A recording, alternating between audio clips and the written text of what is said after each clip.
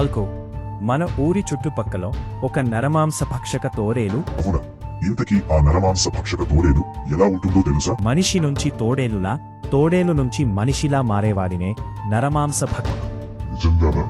నా కొడుక అంతా అయిపోయిందిరా. మీ నాన్న అడవికి కట్టెల కోసం వెళ్తే ఆ నరమాంస భక్షక తోడేలు ఆయన మీద దాడి చేసిందిరా.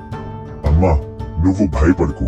నేను ఇప్పుడే వెళ్ళి నాన్నని క్షేమంగా తీసుకువస్తాను. నాకు నీ రైఫిల్ కావాలి. ఆ తోడేలును చంపేసి వస్తాను. ఫౌటియా, ఇదిగో హల్కో, ఈ రైఫిల్ తీసుకెళ్ళు. వెళ్ళి ఆ తోడేలు పని పట్టాయి. ఒరే తోడేలు, నీ పని పట్టడానికి నేను వస్తున్నాను. కానీ ఆ తోడేలుని ఎలా గుర్తుపట్టాను? అది కూడా మనిషిలాగే ఉంటుంది కదా.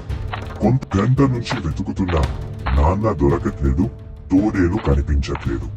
ఈ బాబా ఇక్కడ ఏం చేస్తున్నారు ఇంత చలిలో? ఆయన్నే అడుగుతాను.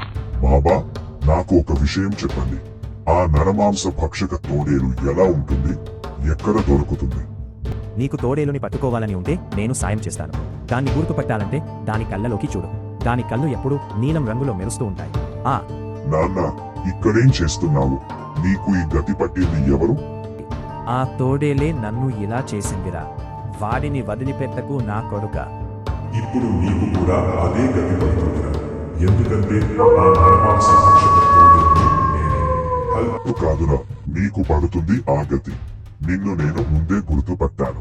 అమాయకులని చంపిన నిన్ను ఈ రోజు వదిలిపెట్టను. హల్క్ తోడేలుని చితక్కొట్టి తన తండ్రిని ఎత్తుకుని ఇంటికి తీసుకెళ్తాడు. హల్క్, నాన్న, ఇప్పుడు నువ్వు క్షేమంగా ఉన్నావు. ఆ తోడేలు పనిపత్తి